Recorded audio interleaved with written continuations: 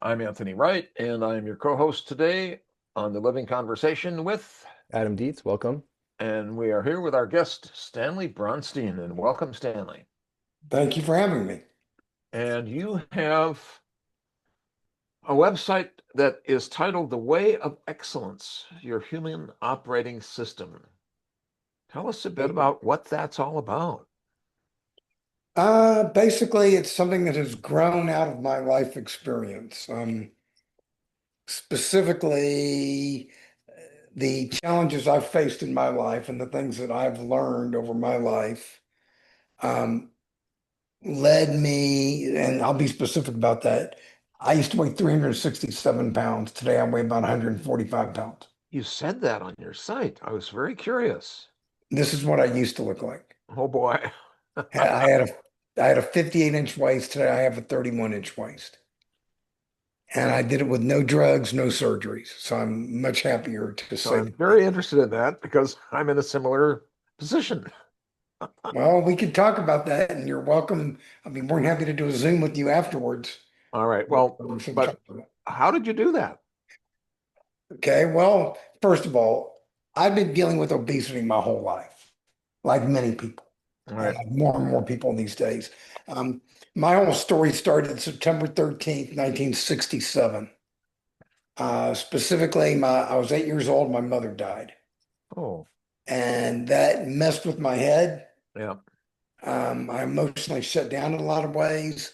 And there I am living with my massively obese father Uh-huh. who had no clue how to eat properly. And we both just ate ourselves into oblivion. And a lot of men like to brag that they're the same size they were when they got married. Well, well, I'm smaller than I was when I was 13 years old.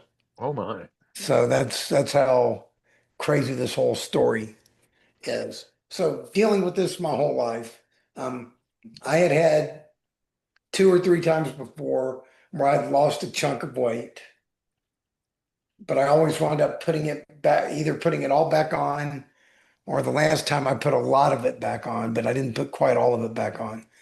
And that was because most of the time the changes I made were only temporary changes. I didn't Uh-huh. learn how to eat properly. I didn't learn how to exercise properly. I didn't learn how to behave properly. And so whenever I would stop doing what I was doing, everything would come right back on, Hmm. plus more.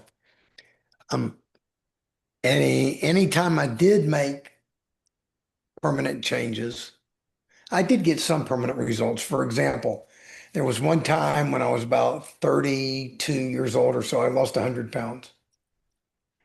And I never put that full 100 back on because see, I maxed out at 367 when I was about Wow. 30, 31, 32. I got down to about 267 or so, and I never put the full 100 back on. And the reason why was because there was one change I made that was permanent. Specifically, I used to get up in the middle of the night and eat full meals. Mm, I mean, big time, two, Yeah. 3 in the morning, full meal. mm, Yeah. And when I lost 100 pounds, I managed to permanently break that one habit. hmm And the way I did that was interesting. At the time, I don't consider it healthy now based upon what I know, but at the time I was eating all those Weight Watchers dinners, mm. Oh, right. all the entrees and stuff. Yep. And that's how I was losing weight. Basically, it was portion control with a lot of sodium Mm, and a lot of processed foods. But I'd get up in the middle of the night, hungry. I'd pull one of those dinners out of the freezer. I'd look at the picture. I would imagine what it tasted like because I'd eaten a zillion of them. And I said, that was delicious. And then I put it back in the freezer and I went back to sleep.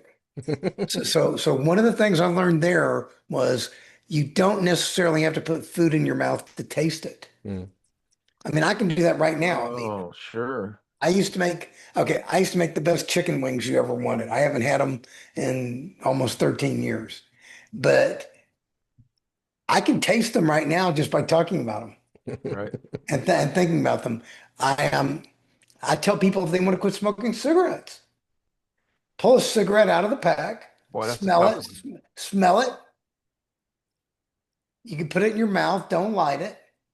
Imagine what it tastes like. You know what it tastes like. You've had a million of them before. Imagine you just smoke that cigarette, put it back in the pack, and go do something else. Mm. Same thing with alcohol. Pour yourself a shot, smell it, imagine what it tastes like. Don't drink it. Pour it back in the bottle.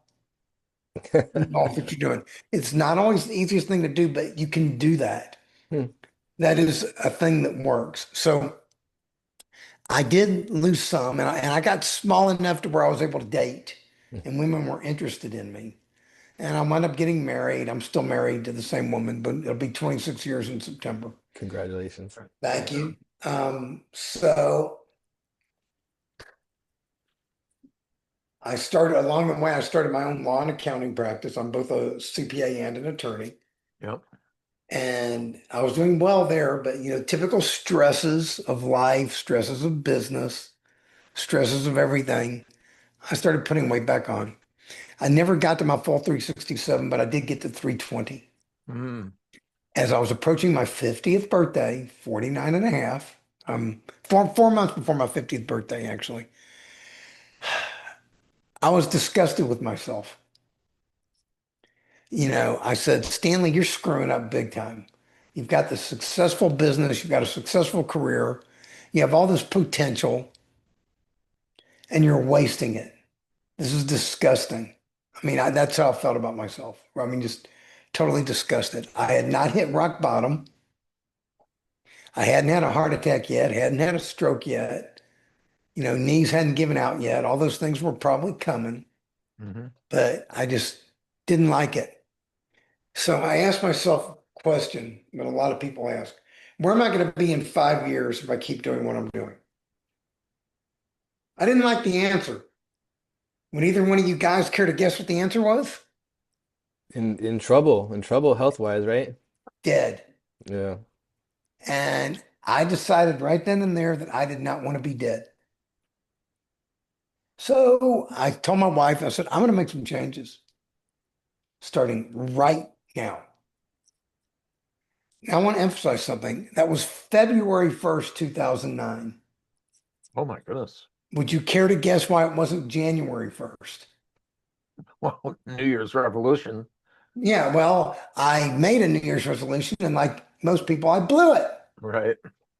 But I picked myself back up and I got started again. That was the difference. Mm. Yeah. So now is always a good time to start, Mm. wherever it is. So I'm going to make some changes. And I told my wife, I'm making changes. I'm going on a journey here. Mm.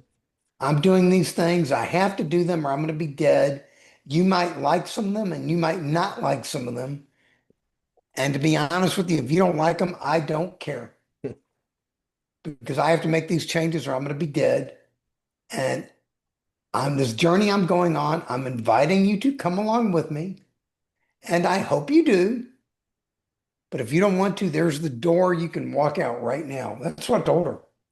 Wow. And that's pretty harsh, but that is what I call a moment of healthy selfishness. You get on an airplane, put your oxygen mask on first. Exactly. That's what I did. You have to take care of yourself. And, and I have a book on that on my website. It's called The Way of Healthy Selfishness. Mm. Talk all about that. So I stood up for myself. So I said, I'm going to make 4 changes. I identified 4 things that I'm going to start with. And mind you, this whole process I've been on has been an evolutionary process. Hmm. I didn't just instantly start out doing what I do today. It has evolved.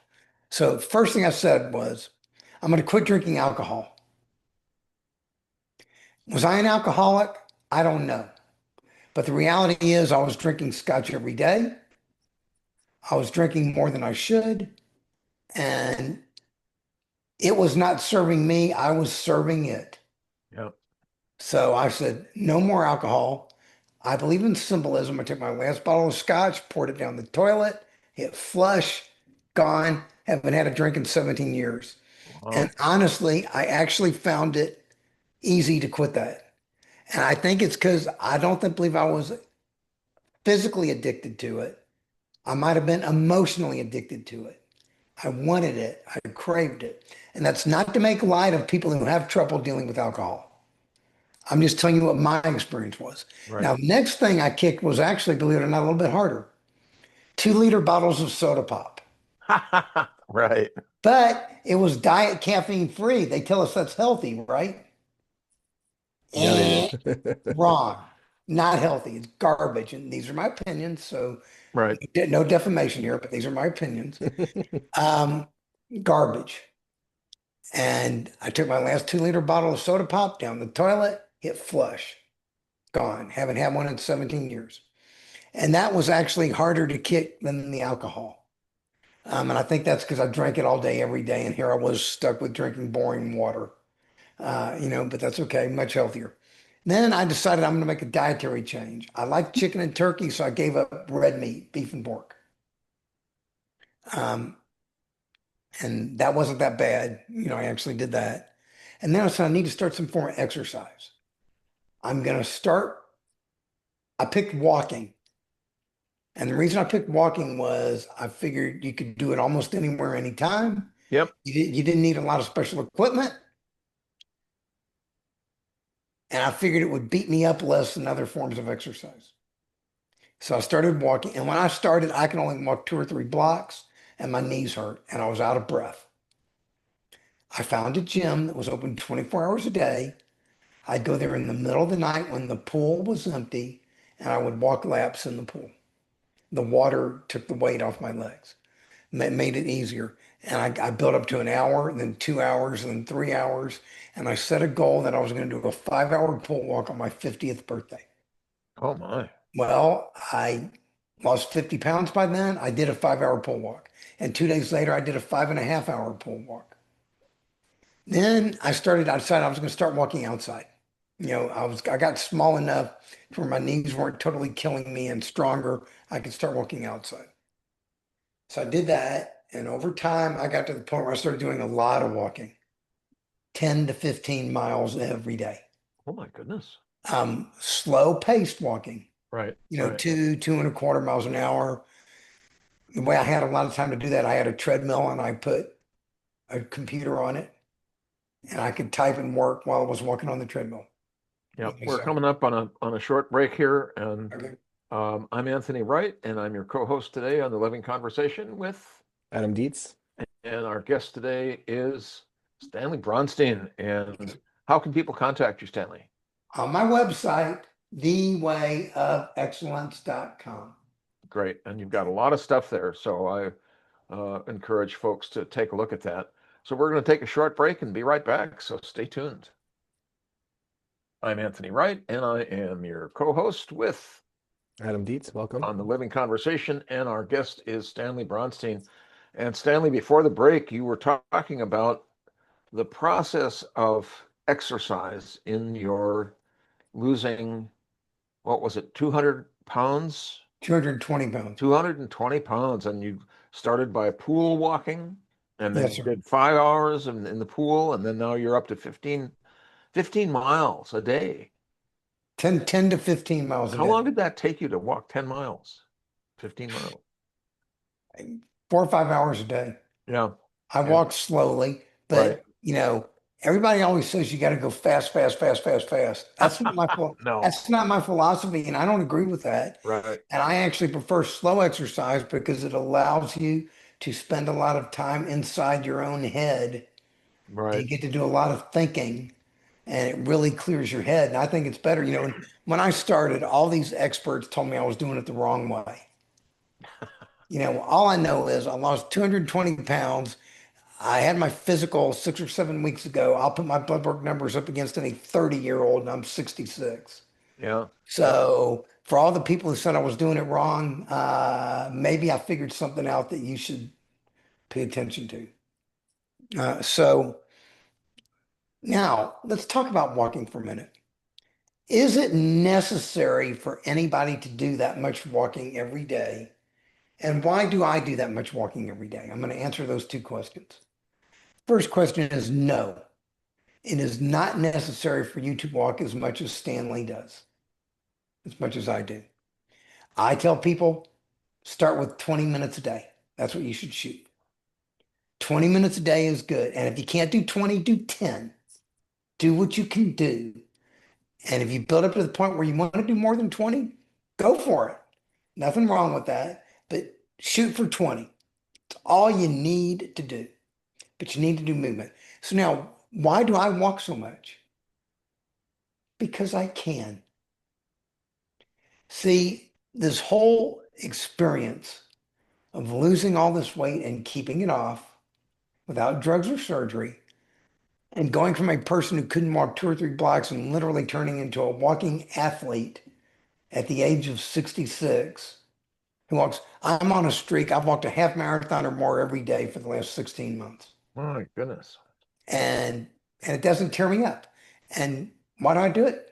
Like I said, because I can, and because I am in year 18 of searching for my limits, and I haven't found them yet.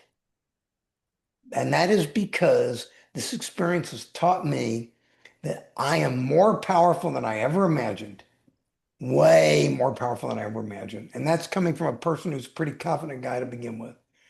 But if I'm more powerful than I ever imagined, what does that say about you, Anthony, you, Adam, and anyone else who's listening? If I'm more powerful, so are you. I am no more special than you are. You are no more special than I am. The truth is, we are all special, each and every one of us. We are all more powerful than we ever imagined, way more powerful. And once you learn to believe that about your power, you start asking yourself some interesting questions. And the question I asked myself was, if I'm capable of losing 220 pounds and keeping it off, that's 102 kilos for those of you who are thinking metric, Yep. without drugs or surgery, and I'm capable of turning into a walking machine who does a half marathon or more every day, what else is out there waiting for me to do that I haven't done yet that I should be doing? That's what it led me to ask. And the answer I came up with was turn this into a system that other people can use to take what I have learned and apply it to their own life in their own way, in a way that works for them to make their life better. And I've always been a systems thinker. That's the accountant in me. I've made a career Yeah. taking complicated things and making them simple. So what I wound up creating was what has evolved into what I call a human operating system.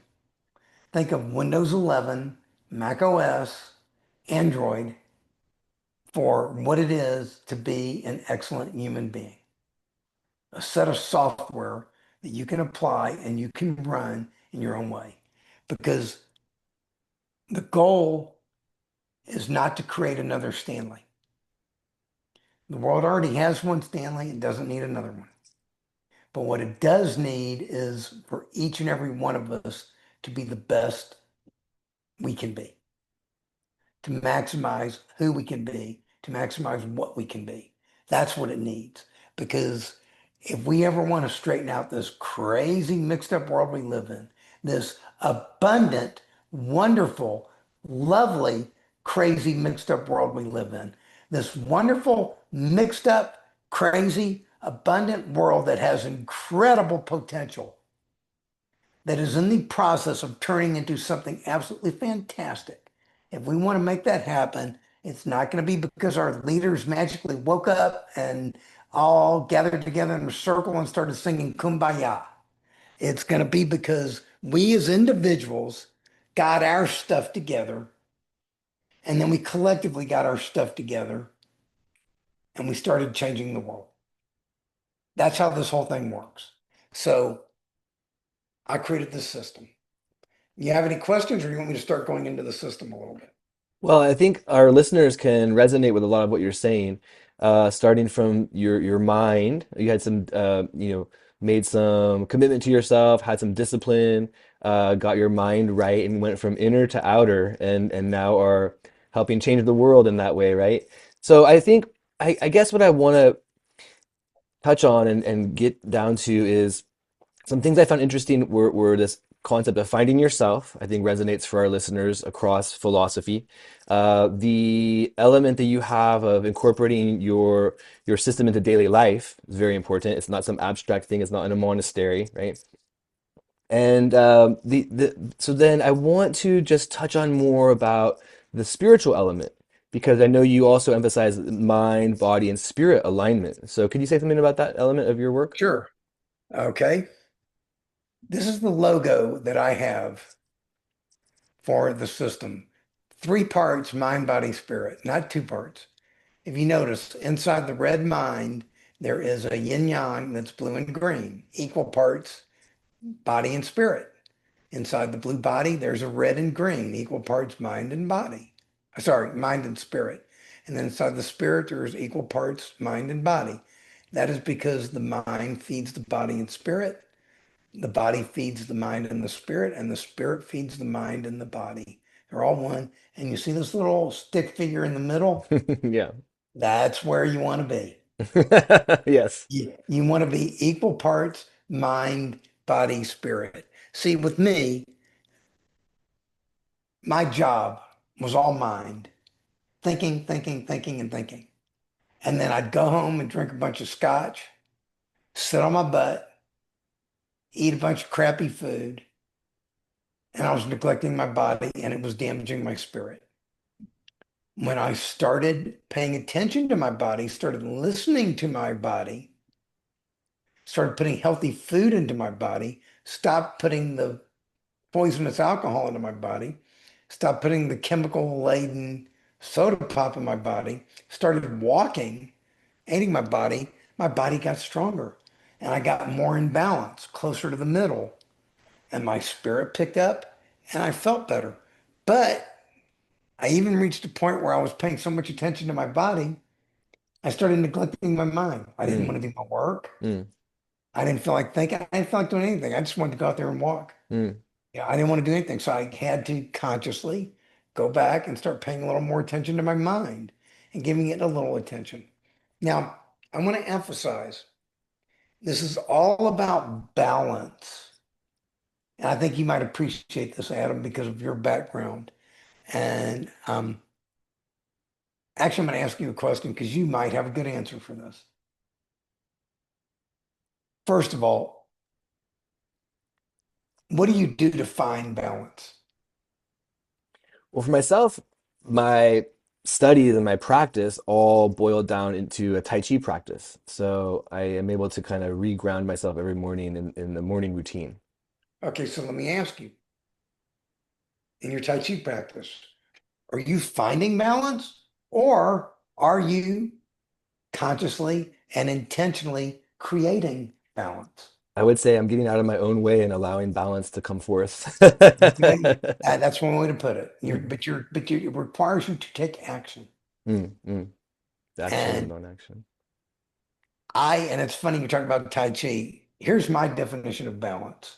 And I actually learned this in a Tai Chi class, Mm. believe it or not. Balance is identifying everything in your life that's deficient and increasing it, identifying everything in your life that's excessive and decreasing it. Mm, And mm, that is how we achieve balance. mm. And so, and I like to say balance is something you intentionally and consciously create. If you want to have a balanced life, figure things out for yourself and go create it. And we could argue semantics here. I would say, you would say Tai Chi gets you out of your own way and the balance comes to you. I would say that you intentionally and consciously purposefully do Tai Chi because it gets you out of your own way. Yeah, sure, sure. So, but it's semantics. Right. And this idea of making the effort, right? That, having some will, making an effort. Those are the first steps. Well, I guess maybe the first step for you and for everyone is having a breaking point, a recognition. Lao Tzu says in the Tao Te Ching that when you're sick of sickness, then you can move forward. And that reminds me of when you were speaking earlier, how you were disgusted, and Well, that moved you forward. let's move into the system then, because you just hit right on the starting point of the system. Okay. Well, Yeah, we have go to ahead. take a short break. I'm Anthony Wright, and I'm your co-host today on the Living Conversation with, Adam Dietz, thanks for and we're joining. here with our guest Stanley Bronstein, and he has a website called The Way of Excellence. And how can people contact you? Thewayofexcellence.com. It's Great. all there. All right, we'll take a short break and be right back. So stay tuned. I'm Anthony Wright, and I am your co-host today on the Living Conversation with, Adam Dietz, welcome. and we are talking with our guest Stanley Bronstein. And before the break, Stanley, you were talking about coming to balance, and you were about to talk about what you have developed. So tell us a bit more about that, please. Okay, well, I'm going to elaborate upon what Adam said. A moment of recognition when you become sick of the sickness, sick of being sick. That's what essentially what I was. I was sick of being sick. I was disgusted with myself. Anybody who's been to a 12-step program, the first thing is admit you have a problem. Okay. So in my system is called The Way of Excellence. Here's a nice color-coded chart of it, and there's a larger version on the wall behind me. It's all on the And on the website. website, yeah. Yeah. And you can tell by how color-coded it is and everything lines up how anal I am. Well, you're But an accountant, for goodness sakes. yes, but okay. These are 20 traits that I have found are characteristic of an excellent human being. Mm, Number one, as Adam hit on, awareness. mm, mm, Learning to tell it like it is. mm. Stop BSing yourself. Okay. February 1st, 2009. Changed my life or I'm going to be dead. Mm, You can't be any more aware than that. Yep. mhm, But there is a second component to it, mhm, and that is acting upon that awareness. mhm, mhm, See, that was not the first time I told myself I need to lose weight or I'm going to mm, be dead. mm, And that was not the first time I took action, mm, but it was the first time I permanently took action. So there's an issue of permanence. This hits on three concepts in the system.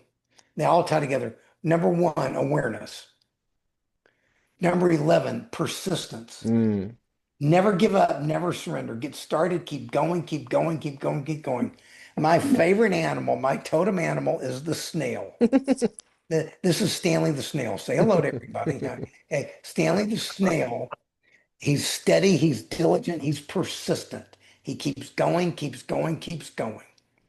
And then number 16, willingness. And you kind of mentioned it a little bit earlier in the thing. Because unless and until you become permanently willing to permanently do what it takes for the rest of your hopefully very long, hopefully very happy, hopefully very healthy life, you are not going to permanently get what you want. That's because temporary action is going to give you temporary results. Permanent action is going to give you permanent results. See, the first times I lost weight, I went right back to my old habits. Boom, weight came back on plus more. The one time I stopped eating meals in the middle of the night, that was a permanent change. That was good for a 45-pound permanent weight loss. Mm. My goodness. I gained weight back, but I never got back to my full max. So I didn't realize it at the time, but these are things I've figured out along the way. So those are big things. It starts with awareness and willingness Mm, to permanently act. mm, Now, number two in the system, long-term thinking. mm, Life is a long-term game. mm, The problem is we live in a short-term world. Everything is instant. Uber, Siri, Alexa, ChatGPT, Gemini, streaming video, watch what you want when you want it. Everything instant. And And high there's nothing, pressure, too. yes, there's nothing wrong with that as long as you realize that and you use it properly. But the problem is life's a long-term game. Let me ask you, making spaghetti sauce, can you just cut up a bunch of tomatoes, throw them in a pot, and 5 minutes later you got spaghetti sauce? No, that stuff has to cook, slow simmer all day, maybe even into the second day to with the herbs and the spices to come out just right. So it takes time. So we need to learn to think in decades and then act daily in accordance with those thinking. See, every time I went to a Chinese buffet, every time I came home from work and drank a bunch of scotch, every time I drank a bunch of soda pop, every time I sat on my butt, every time I ate crappy food, I was knocking days, months, weeks, well, years off my life and lessening the quality of my life during those years. I was, my short-term gratification was mortgaging my long-term future. And it was when I stopped doing those things that I began getting what I wanted. Then number three, personal responsibility. It was not my mother's fault that she died when I was 8 years old.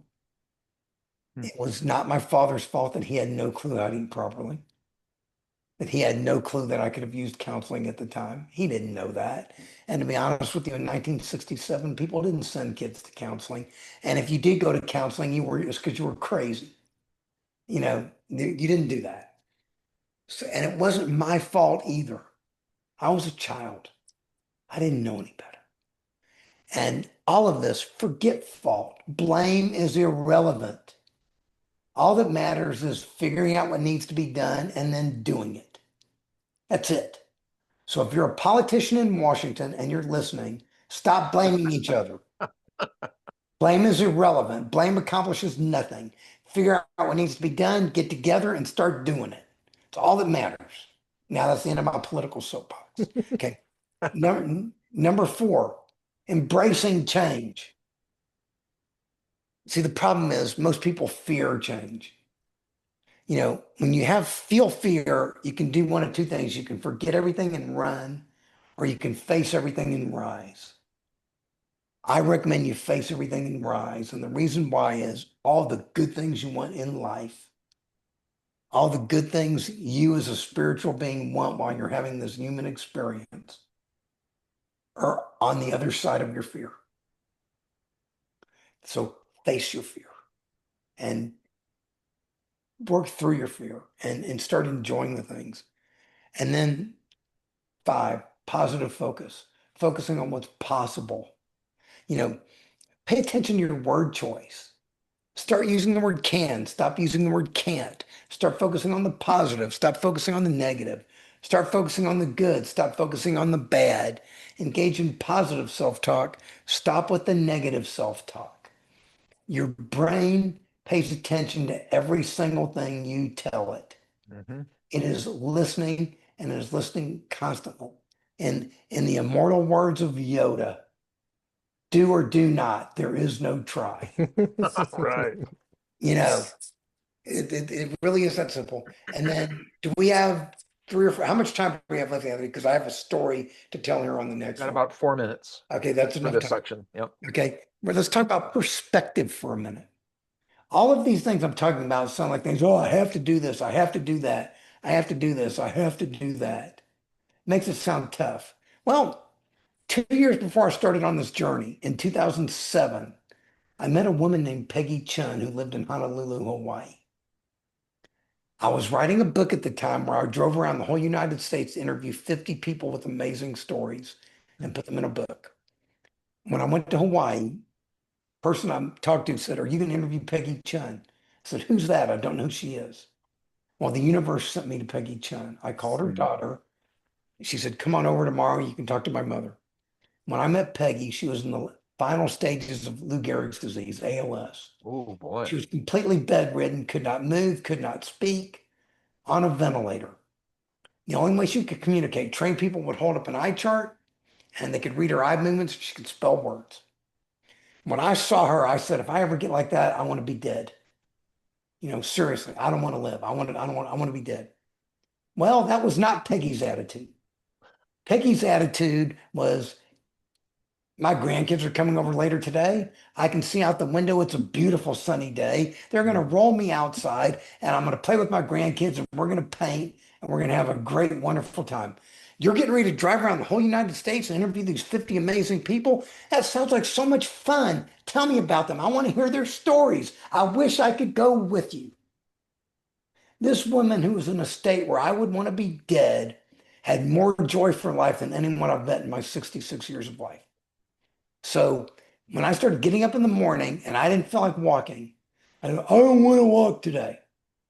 But you know the old question, what would Jesus do? I started saying, what would Peggy Chun do if she could? And She'd the walk. answer is, and the answer is Peggy would have gotten her lazy ass out of bed and she'd have gone for a walk and she might not ever come back because she was having such a good time. Anytime I come across something I don't want to do, I do it anyway. And I say, this one's for you, Peggy.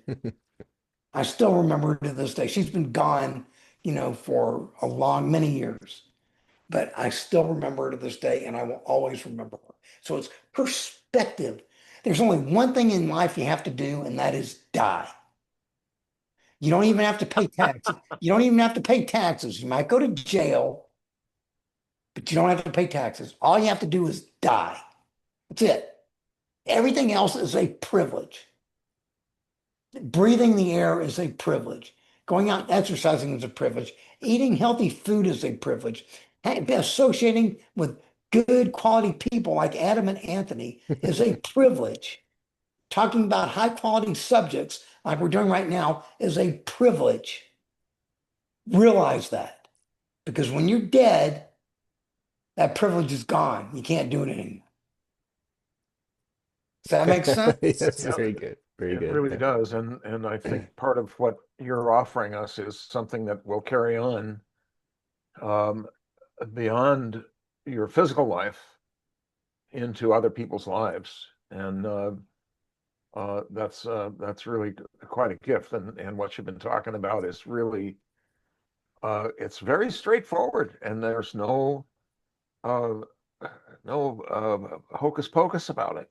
Oh, I'm pretty blunt. Yeah, yeah, I, yeah. I I had someone this weekend who's a very spiritual person tell me I was blunt, and my response was just like you. Well, I have to be blunt right now. We have to take a short break. I'm Anthony Wright, and I'm your co-host today on The Living Conversation with, Adam Dietz, thanks for joining me. and we're here with our guest Stanley Bronstein. And you have a website called The Way of Excellence. And how can people contact you? Just go to the website, thewayofexcellence.com, which I'm assuming you'll put in the show notes, please. Yes, absolutely. All right, we will take a short break and be right back, so stay tuned.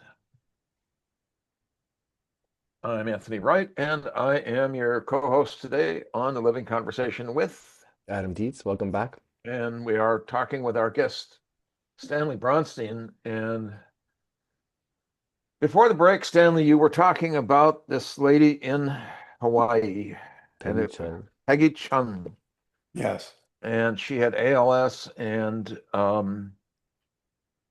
sounds like she's been a continuing inspiration to you. absolutely. And what more do you have in what your system does and what we can take away from this? Let me keep going. Okay. Do. Number 7, vision. Okay. Number 7. Vision. Okay. Vision. What do you envision for yourself? Dream big, bold, hairy, scary, crazy dreams. You know what my big, bold, hairy, scary, crazy dream is? What's that? World peace, a There you go. unified world with world peace. That is my vision. That is what I am working toward. Is that big enough? Great. Uh, Universal peace. yes. And that's it. Dream big. Push yourself for those things. That's one of the reasons I eat healthy and do what I do because I want to be around to make these things happen. I want to be around to see these things happen.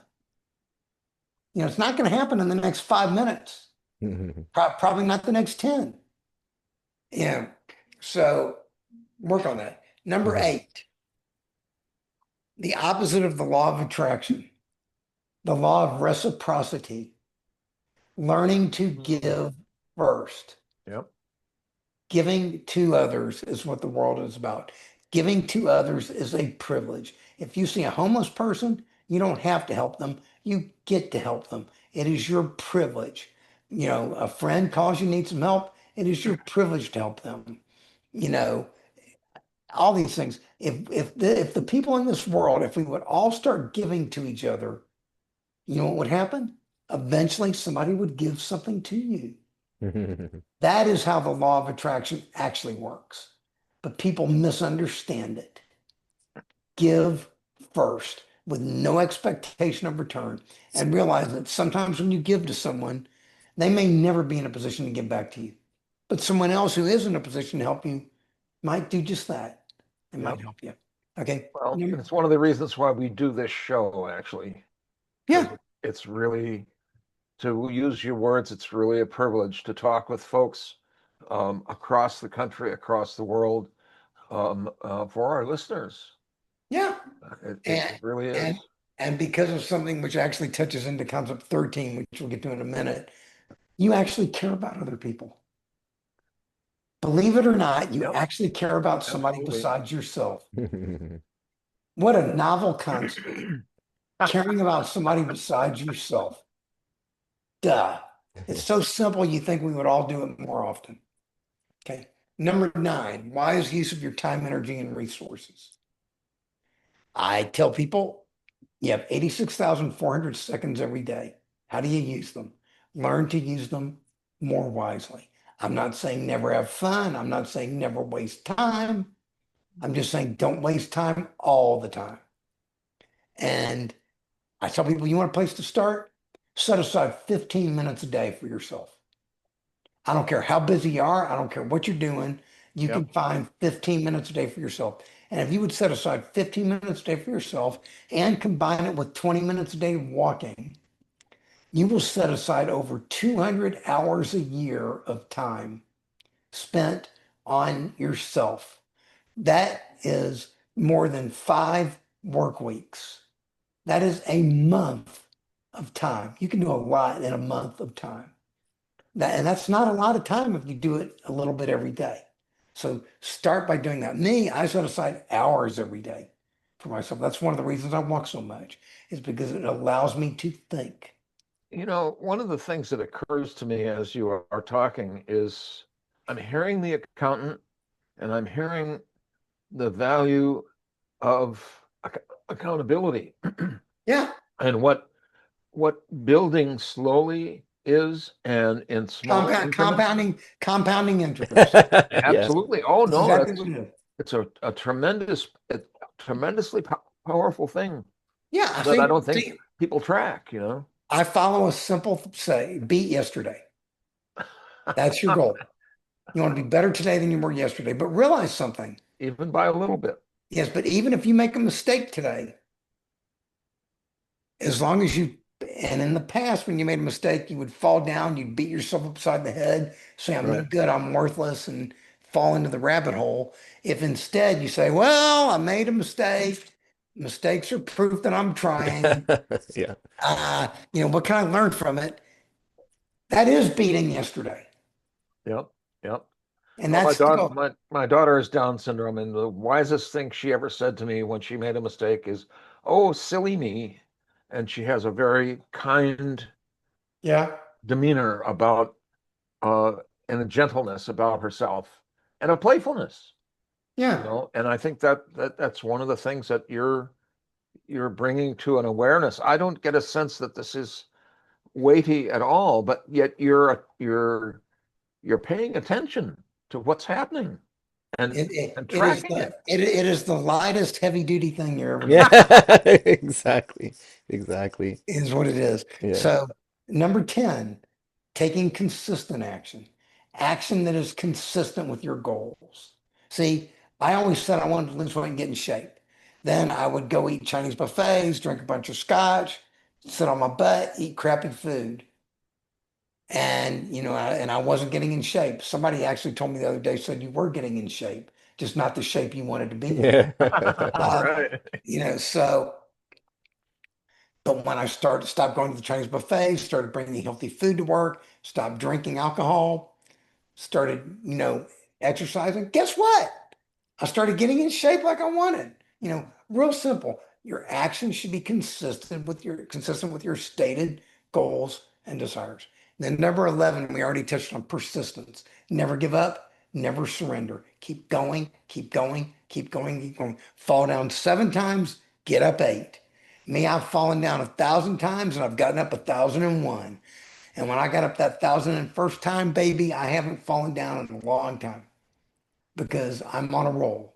And it's not a jelly roll. It's just it builds. It kind of you talk about the Habits. compounding. One of my books on my website that's free is called The Way of Constant and Never-Ending Improvement. Abbreviated as Can I? Mm. And the answer is yes, you can. So it builds. Okay. 12, integrity, honesty, loyalty, sincerity, trustworthiness. Those are all traits of excellent human beings. 13, respect. Respect for others and respect for yourself. So, one of the problems, and especially in this world today, is there are a lot of people out there who are trying to command respect who don't deserve it. They haven't earned it. They're acting pretty bad and they want respect. Well, does that mean you should treat them disrespectfully just because they're bad people? No. And that is because the respect you give is a measure of your character, not theirs. Absolutely. You respect others because you're a person who respects others. They can be a piece of crap, they can be worthless. That's irrelevant. All that matters is that you give the respect because that's who you are. And then while you're at it, respect yourself. See, I used to complain that I didn't get the level of respect I wanted from others, all while I was walking around at 367 pounds. So I was outwardly showing people that on some level, I didn't respect myself enough to take care of myself. Mm. So is it any wonder I didn't get the level of respect from them I wanted? No. And when I started losing the weight, guess what happened? I got more respect. Hmm. Is it perfect? No. I still have people who, treat me less than ideally, but that's the way it goes. That's part of life. Not about you, though. It's about them. Yes, usually is. Okay. 15, sorry, 14, the way of alternatives. Win-win thinking. We live in an abundant world. There is more than enough for each and every one of us. The problem is things are misallocated. Learn, learn that in order for me to win, it doesn't mean you have to lose. Non-zero sum. Yes, I do not have to crush you in order to lift myself up. We can all lift each other up. And that is a big thing that this world could use a lot of right now. Then 15, balance, we already talked about that. Identifying what's deficient, increasing it. Identifying what's excessive, decreasing it. That's balance. 16, we already talked about willingness. Unless and until you're permanently willing to permanently do what it takes, you're not going to permanently get what you want. It's that simple. Willingness. 17, belief. We sort of touched on that. Believe Yeah. you can, believe you can't. Either way, you're going to be right. Mm. You know,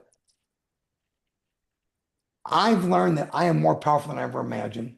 And that has led me to not believe, but to know that everyone listening, everyone in this world is also more powerful than they ever imagined. Yep. We're coming to the end here, so please cover your last several points because this is really wonderful. Okay. 18, discipline, Hmm. self-discipline. I don't mean punishment. Taking the time to intentionally and consciously identify all of your negative habits and eliminating them. Chinese buffets, gone.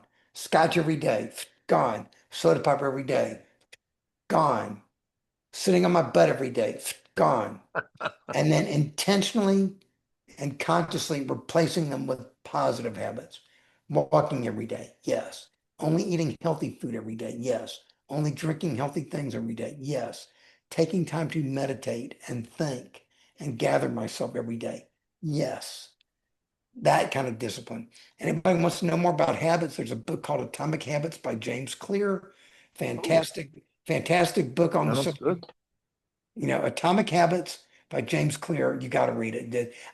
People told me I should write a book on habits, and I said, why? The book is already out there, and you don't need another one. It says it all. Yeah. Okay. Now, So your 19, last couple of points. 19, 2 point. Well, and we've already touched on one of them. Commitment. No, Mhm. commitment. When you become 100% committed to a thing, it becomes easier. See, that's because it takes the decision making out of the process. Mm. I am 100% committed that no unhealthy food will enter my mouth. No unhealthy thoughts will enter my head.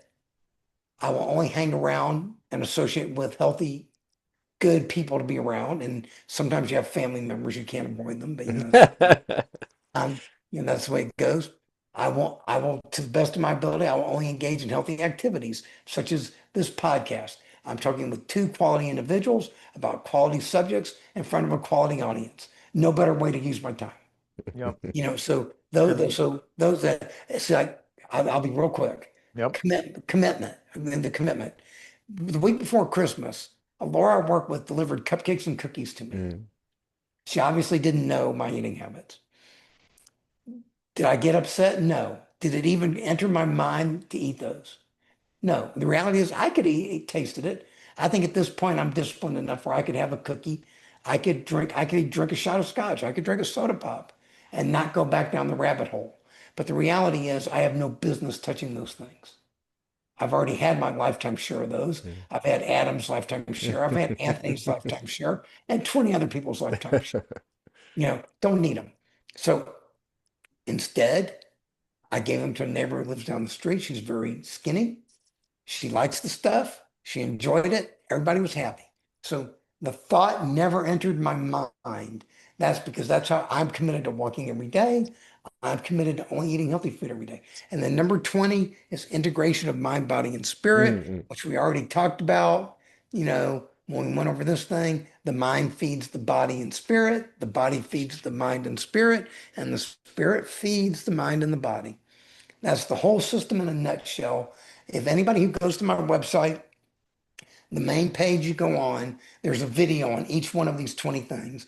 The videos are 8 to 12 minutes each. They're halfway entertaining. I make Mm. it that way. And they're kid safe and they're kid friendly. So you can watch them with kids, grandkids, whatever. Oh, that's really cool. Watch one a day. In less than a month, you'll learn the whole system. Mm. Yeah. And then you can start incorporating it into your life. Well, I'm so sorry that we are out of time. Thank you so much for being with us. I'm Anthony Wright, and I've been your co-host today on The Living Conversation with Adam Dietz, thanks for Adam joining. Dietz, and our guest has been Stanley Bronstein. And how can people contact you, Stanley? Go to my website, thewayofexcellence.com. Great. It's all there. You can contact me there. All the materials on my website are free. Excellent. I made them free because it's my gift to you. It's my privilege to give you these things. Yeah. Well, and that's our privilege to have you. Thank you so much for listening, and we'll see you next time.